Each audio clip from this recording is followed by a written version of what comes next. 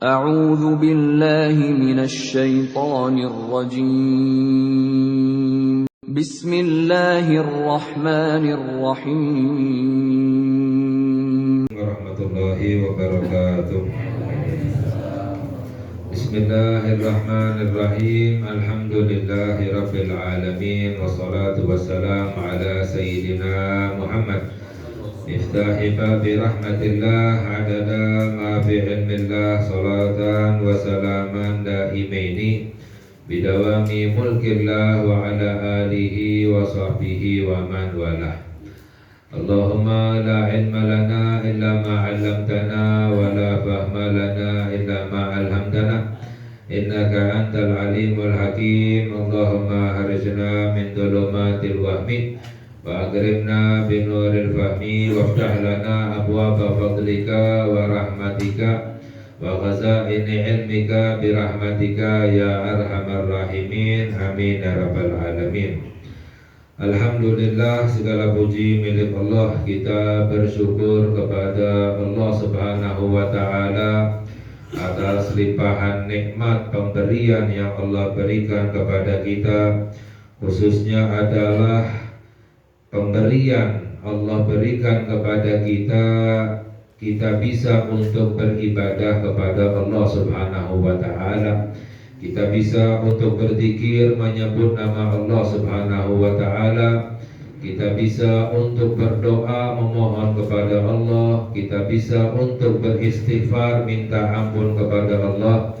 Ini semuanya adalah pemberian dari Allah Subhanahu wa ta'ala.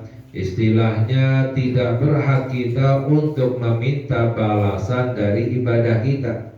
Mengapa? Karena ibadah kita ini adalah pemberian dari Allah Subhanahu wa ta'ala. Jika tidak diizinkan oleh Allah, maka kita tidak bisa beribadah kepada Allah.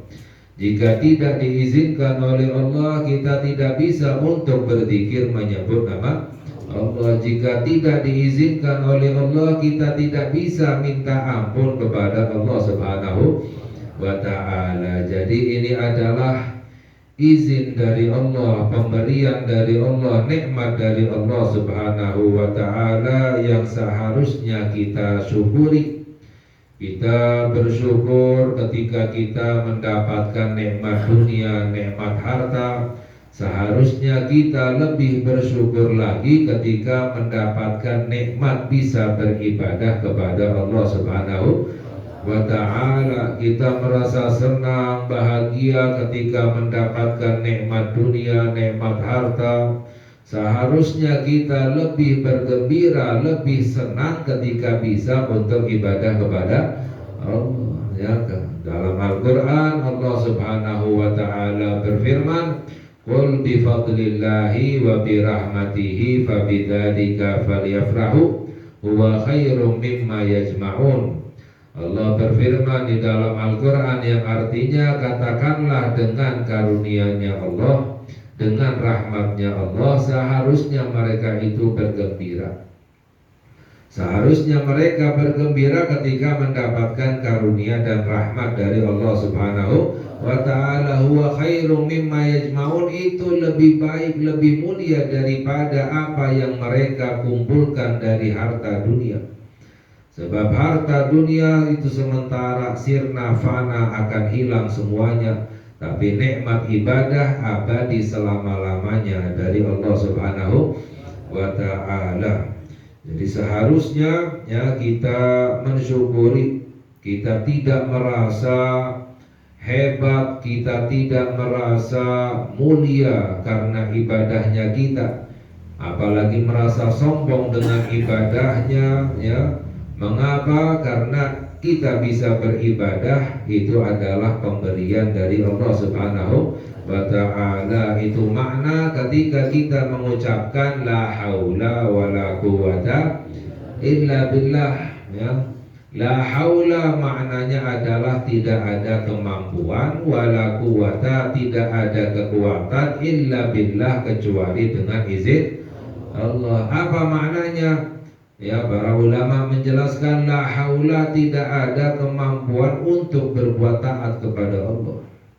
Wala quwata, tidak ada kekuatan untuk berbuat maksiat kepada Allah illa billah, kecuali dengan izin Allah. Jadi orang berbuat taat dengan izin Allah, orang berbuat maksiat juga dengan izin Allah. Ya, salah kalau seandainya ada orang yang mengatakan orang berbuat maksiat itu bukan dengan izin Allah. Berarti Allah bukan maha kuasa. Ya, kalau seandainya ada sesuatu yang terjadi tapi bukan dengan izinnya Allah, ya berarti Allah bukan maha kuasa. Apa maknanya Allah maha kuasa? Tidak ada sesuatu yang terjadi kecuali dengan izinnya Allah Subhanahu wa ta'ala. Ya, Masya Allahu kana wa ma lam yasha' lam yakun. Apapun yang dikehendaki oleh Allah akan terjadi, apapun yang tidak dikehendaki oleh Allah tidak akan terjadi. Ya, jadi orang berbuat maksiat juga dengan izin Allah, diizinkan oleh Allah dengan kehendaknya Allah, tapi Allah gak ridho. Ya, sebab orang itu melanggar, ya durhaka kepada Allah Subhanahu wa ta'ala. Orang berbuat taat adalah dengan izin Allah, tapi Allah ridho karena orang itu taat kepada Allah Subhanahu wa ta'ala. Ya, sehingga nikmat yang paling besar itu adalah nikmat ibadah. Ya, sama seperti halnya musibah. Musibah yang paling besar itu adalah ketika seseorang durhaka kepada Allah, meninggalkan perintahnya Allah, berbuat maksiat kepada Allah. Ya, kita merasa sedih, ya, ketika mendapatkan musibah dunia. Seharusnya lebih sedih lagi ketika mendapatkan musibah di dalam agama. Karena musibah dunia sebesar apapun akan sementara, akan lewat, akan hilang. Ya, badai pasti berlalu. Ya, tapi musibah di dalam agama menyesalnya selama-lamanya. Naudzubillah min dzalik. Sampai-sampai Nabi kita Nabi Muhammad sallallahu alaihi wasallam berdoa. Di antara doanya beliau adalah la taj'al musibatana fi dinina. Ya Allah, jangan Engkau jadikan musibah kami di dalam agama. Sebab musibah di dalam agama menyesalnya selama-lamanya. Ya. Jadi ya, musibah ya yang lebih besar itu adalah musibah di dalam agama ketika seseorang meninggalkan perintahnya Allah atau berbuat maksiat kepada Allah Subhanahu wa ta'ala. Ya, semoga kita selalu dilimpahkan nikmat oleh Allah dunia dan akhirat. Amin ya rabbal alamin. Alhamdulillah, kita melanjutkan kajian kita dalam musannif radhiyallahu taala anhu ila anggala, yaitu kemarin kita mengkaji tentang kewajiban untuk membersihkan hati. Karena hati itu adalah pokok daripada amalan kita. Pemimpin daripada badan kita itu adalah hati. Orang yang hatinya baik, amalannya itu pasti baik. Ya, orang yang hatinya rusak, amalannya juga pasti rusak. Gak mungkin kalau orang hatinya baik tapi amalannya rusak, itu mustahil. Ya, bohong. Karena sudah dikabarkan oleh Nabi kita Nabi Muhammad sallallahu alaihi wasallam, idza salahat salaha sa'iru amalihi wa idza fasadat fasada sa'iru amalihi. Kalau hati itu baik, semua amalannya akan menjadi baik. Kalau hatinya rusak, semua amalannya akan menjadi rusak. Nah, makanya banyak orang yang beralasan yang penting hatinya. Ya, kalau amalannya rusak, tidak baik, itu berarti hatinya juga rusak. Ya, orang yang hatinya baik, amalannya itu pasti baik. Ya. Jadi kewajiban kita untuk membersihkan hati, memperbaiki hati, mengobati hati dari penyakit-penyakit hati.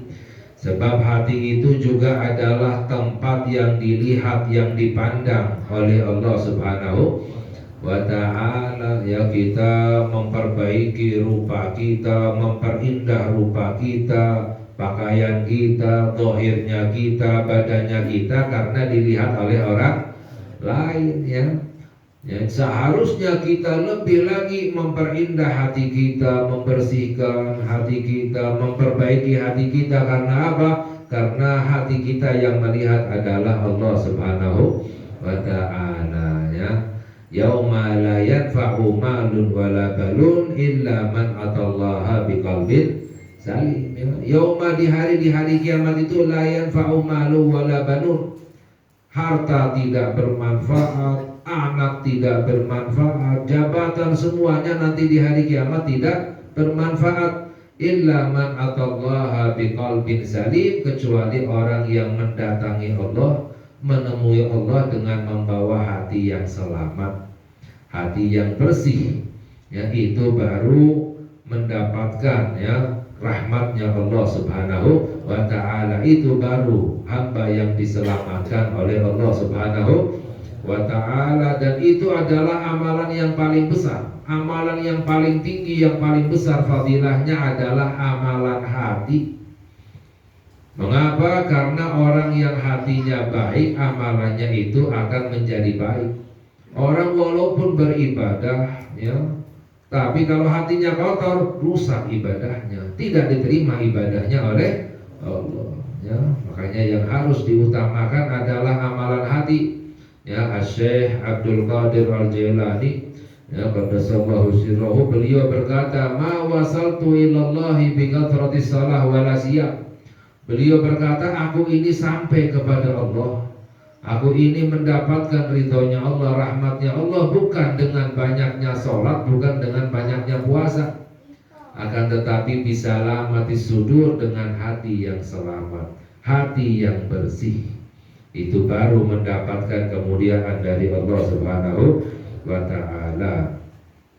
Sebelumnya kita mengkaji tentang penyakit hati yang paling besar, penyakit hati yang paling berbahaya. Apa itu? Yaitu ragu kepada Allah Subhanahu wa ta'ala. Keraguan di dalam hati kepada Allah itu adalah penyakit hati yang paling besar, yang paling berbahaya, yang wajib untuk diobati ya. Telah kita kaji kemarin, cara mengobatinya adalah dengan ilmu. Yang pertama adalah dengan ilmu, dengan mengkaji ilmu-ilmu agama, khususnya ilmu tauhid ya, untuk menambah dan menguatkan iman kita kepada Allah Subhanahu wa ta'ala. Dan yang kedua adalah dengan tafakkur ya, gulin turu mada bis samawati wal ardi. Berapa banyak di dalam Al-Quran Allah memerintahkan kepada kita untuk tafakkur. Gulin turu, lihatlah apa yang ada di dalam langit dan bumi, lihatlah bagaimana ciptaannya Allah. Tafakkur ya, memandang kepada ciptaannya Allah. Jadi Allah berfirman di dalam Al-Quran, jangan yang dilihat langitnya saja, jangan yang dilihat buminya saja, tapi lihatlah apa yang ada di dalam langit dan bumi. Maknanya apa? Lihatlah siapa yang menciptakan ini semuanya, siapa yang mengatur ini semuanya, siapa yang menyempurnakan ini semuanya ya, yaitu Allah Subhanahu wa ta'ala. Tafakkur ya, memikirkan ciptaannya Allah, itu dapat menguatkan iman kita kepada Allah Subhanahu wa ta'ala. Karena keraguan kepada Allah itu adalah penyakit hati yang paling besar. Seseorang yang tidak mengobati keraguan ya di dalam hatinya, ragu kepada Allah tidak diobati, itu khawatirnya meninggalnya dalam keadaan su'ul khotimah ya, ragu kepada Allah, neraka selama-lamanya, naudzubillah min dzalik. Lalu yang berikutnya adalah tentang penyakit hati yang juga besar, sangat dibenci oleh Allah, yaitu al-kibru, memiliki sifat sombong ya. Wa min a'zami amradil qulubi wa sifatihal muhlikah al-kibru. Dan di antara paling besarnya penyakit hati dan sifat-sifatnya yang mencelakakan ya, sifat hati yang mencelakakan adalah al-kibru, yaitu memiliki sifat sombong. Wahwa min sifati syayatin, dan itu adalah sifatnya setan ya. Sifatnya setan itu apa? Sombong ya. Setan itu memiliki dua sifat yang sangat dibenci oleh Allah, sehingga setan dikutuk oleh Allah. Apa itu? Yang pertama, setan itu suka sombong. Yang kedua, suka bohong. Jadi sombong dan berbohong itu adalah sifatnya setan, ya. Bahkan ada ulama yang menjelaskan bahwa sejujur-jujurnya jin atau setan itu sebohong-bohongnya manusia, ya. Karena sifatnya si setan itu, wataknya itu adalah sombong dan bohong, ya. Dua sifat ini sangat dibenci oleh Allah Subhanahu wa ta'ala. Kama qala ta'ala fi iblisil la'in, sebagaimana Allah berfirman menjelaskan tentang iblis yang terkutuk, ya, ketika diperintahkan untuk sujud kepada Nabi Adam alaihi salam, aba wastakbara wa kana minal kafirin. Iblis menolak, wastakbara dan sombong, ya, wa kana minal kafirin dan termasuk daripada orang-orang makhluk yang kafir. Nah, jadi itu adalah, padahal iblis itu sebelumnya ibadahnya luar biasa, bahkan tingkatannya itu sudah masuk tingkatannya para malaikat. Makanya Allah berfirman di dalam Al-Quran, wa idh qulna lil malaikati isjudu li adama fasajadu illa iblis, ya. Kami katakan kepada malaikat, Allah merintahkan kepada malaikat untuk sujud kepada Nabi Adam, lalu iblis menolak, padahal iblis tidak termasuk dari malaikat. Yang diperintahkan oleh Allah adalah malaikat. Tapi mengapa kok iblis termasuk? Karena sudah masuk golongannya malaikat. Iblis karena tingkatan ibadahnya luar biasa, tingkatannya sudah seperti tingkatannya malaikat, ya. Akan tetapi dengan sifat sombongnya akhirnya dikutuk oleh Allah Subhanahu wa ta'ala. Wal mutakabbiru baghidun ilallahi ta'ala. Sedangkan kesombongan itu, sifat sombong itu, orang yang sombong itu adalah orang yang dibenci oleh Allah, yang dibenci oleh Allah. Kama qala ta'ala, di dalam Al-Quran Allah berfirman, innahu la yuhibbul mustakbirin. Allah tidak suka kepada orang-orang yang sombong, ya. Innallaha la yuhibbu kulla mukhtalin fakhur. Dalam ayat yang lain Allah berfirman, sesungguhnya Allah tidak suka kepada mukhtalin, orang yang angkuh, yang sombong, fakhur, yang suka berbangga-bangga. Itu tidak disukai oleh Allah, dibenci oleh Allah Subhanahu wa ta'ala. Mengapa? Karena itu bukan sifatnya seorang hamba. Kita ini adalah hambanya Allah Subhanahu wa ta'ala. Yang namanya hamba itu apa sih? Istilahnya hamba itu budak. Ya, dulu ada budak, sekarang nggak ada lagi budak. Dulu budak itu istilahnya dijual belikan, ya. Ya, jadi hamba itu adalah budak, sedangkan kita ini adalah hamba Allah, budaknya Allah istilahnya, ya. Mengapa? Karena kita ini ciptaannya Allah, ya. Sedangkan seorang hamba, seorang budak yang menunjukkan sifat hambanya di hadapan Allah, itu semakin diangkat, dicinta oleh Allah Subhanahu wa ta'ala. Bagaimana sifatnya seorang hamba? Sifat aslinya seorang hamba itu bagaimana? Menunduk, ya, merendah, ya.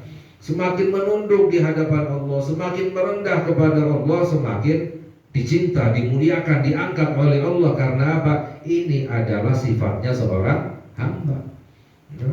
Seorang budak merasa sombong, merasa hebat, merasa angkuh di hadapan tuannya misalnya, ya semakin dibenci oleh tuannya, ya. Merasa sombong di hadapan Allah, semakin dibenci oleh Allah Subhanahu wa ta'ala. Makanya di dalam hadis sabda Nabi kita Nabi Muhammad sallallahu alaihi wasallam, man tawadha'a rafa'ahullah. Barang siapa orang tawadu, merendah, ya, diangkat oleh Allah. Wa man takabbara, barang siapa orang yang sombong, wada'ahullah, akan direndahkan oleh Allah. Wal khuyala wal fakhru min awsafil mutakabbirin, dan sifat al khuyala, sombong, angkuh, wal fakhru, sifat berbangga-bangga, ini adalah termasuk daripada sifatnya orang-orang sombong. Jadi orang sombong itu suka angkuh, suka berbangga-bangga. Wal mutakabbiru muta'arridun li an yatba'allahu ala qalbihi.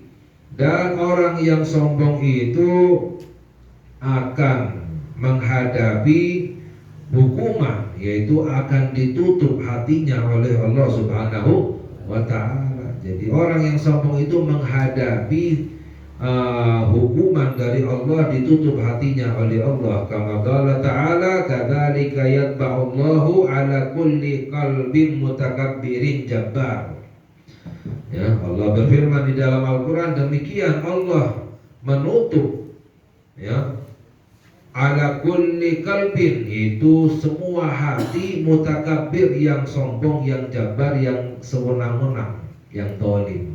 Hatinya ditutup oleh Allah. Kalau sudah hatinya ditutup oleh Allah, tidak bisa mendapatkan hidayah dari Allah. Na'udzubillah min dzalik, ya. Jadi orang yang sombong itu khawatirnya hatinya ditutup oleh Allah sehingga tidak mendapatkan hidayah dari Allah. Ini sangat berbahaya sekali. Wal mutakabbiru masrufun an ayatillahi, dan orang yang sombong itu dipalingkan dari ayat-ayatnya Allah. Orang yang sombong dipalingkan oleh Allah dari tanda-tanda kebesaran Allah, kekuasaan Allah, sehingga apa? Tidak bisa meningkat imannya kepada Allah, justru semakin menurun. Jadi sangat berbahaya. Dan kama qala ta'ala, Allah berfirman di dalam Al-Qur'an, sa'asrifu an ayati alladzina yatakabbaruna fil ardi bighairil haqqi. Kami akan palingkan ayat-ayat kami, kata Allah. Kami akan palingkan tanda-tanda kekuasaan kami dari orang-orang yang sombong di muka bumi ini tanpa kebenaran. Dipalingkan dari tanda-tanda kebesaran Allah Subhanahu wa ta'ala, sehingga orang yang sombong itu istilahnya menghadapi khawatirnya masuk ke dalam kekafiran.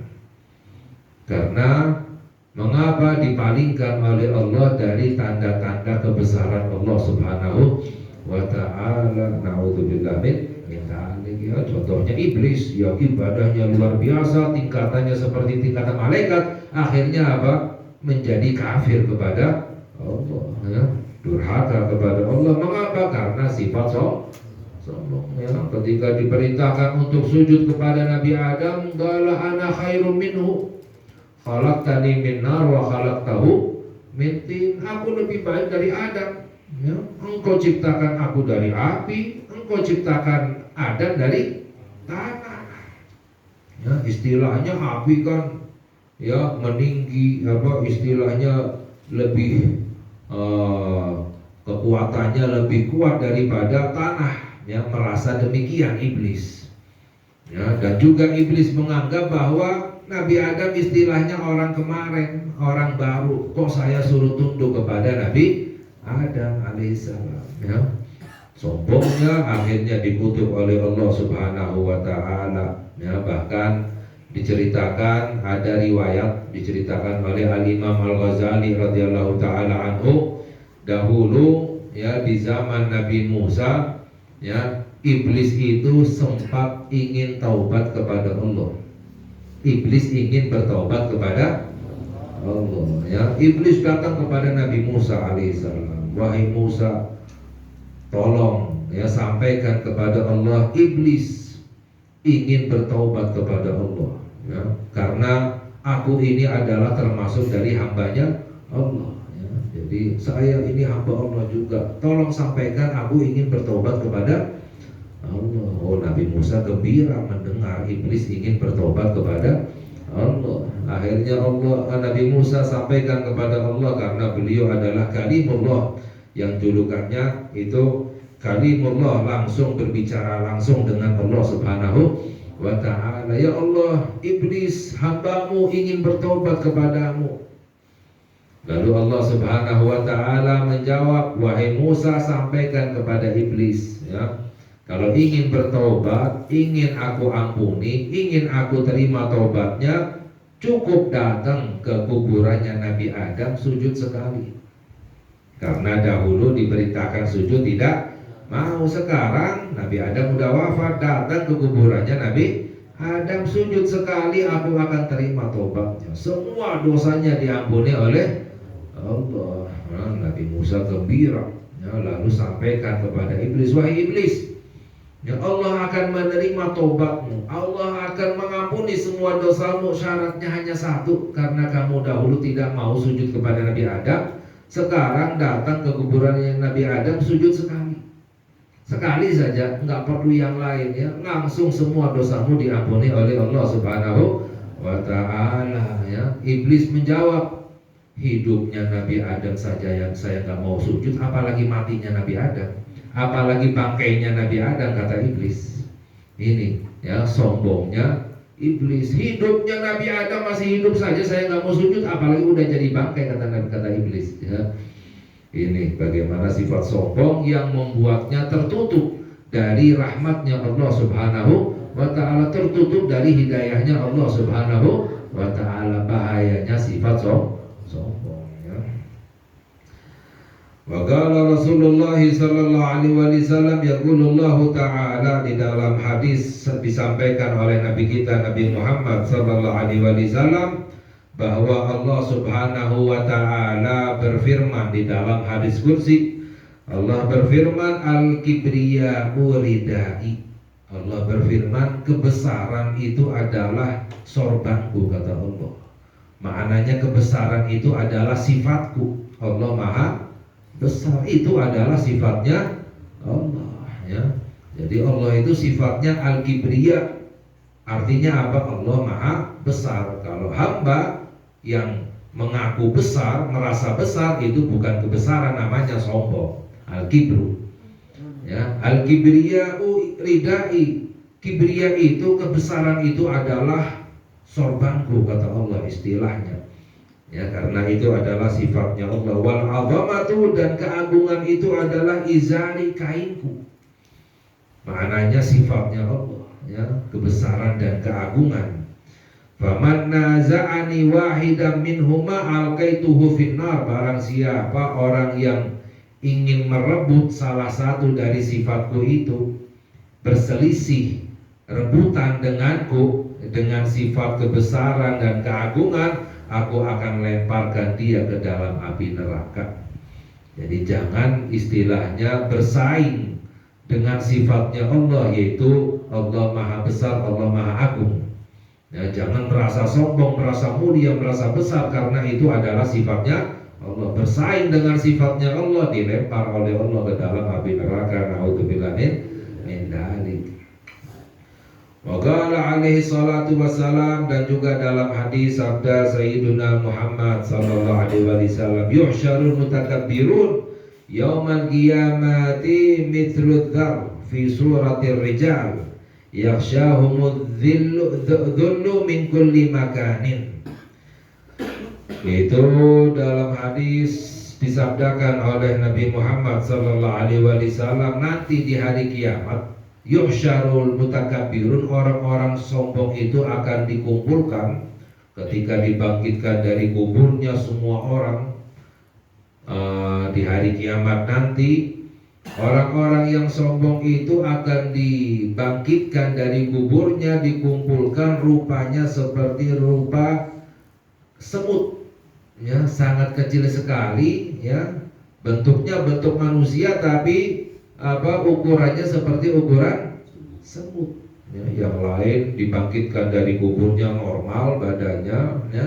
Ini orang-orang yang sombong dibangkitkan itu tingginya hanya setinggi semut, ya. Maknanya apa? Diinjak-injak, ya, direndahkan oleh Allah, dihina oleh Allah, ya. Yakhsyahumudzul, akan diliputi dengan sifat kerendahan, kehinaan dari semua tempat. Ya, jadi orang yang merasa sombong di dunia, nanti di hari kiamatnya akan direndahkan, dihinakan oleh Allah Subhanahu wa Ta'ala. Sebaliknya orang yang di dunianya merasa rendah, merendah, tawadhu, di hari kiamatnya justru akan diangkat oleh Allah, dimuliakan oleh Allah Subhanahu wa Ta'ala. Wa qala alaihi salatu wassalam, dalam hadis yang lain, man ta'awama fi nafsihi wa ikhtala fi masyiatihi laqiyallaha wa huwa alaihi ghadbanun. Dalam hadis yang lain sabda Nabi Muhammad sallallahu alaihi wasallam, barang siapa orang yang merasa agung di dalam dirinya, merasa dirinya agung, mulia, besar, ya. Otomatis orang yang merasa agung, yang merasa mulia merendahkan orang lain. Itu namanya sifat sombong. Otomatis orang merasa dirinya hebat, besar, agung, berarti pasti merendahkan orang lain. Ya, itu intinya sifat sombong, merendahkan orang lain. Orang yang merendah otomatis meninggikan, memuliakan orang lain. Itu namanya sifat tawadhu.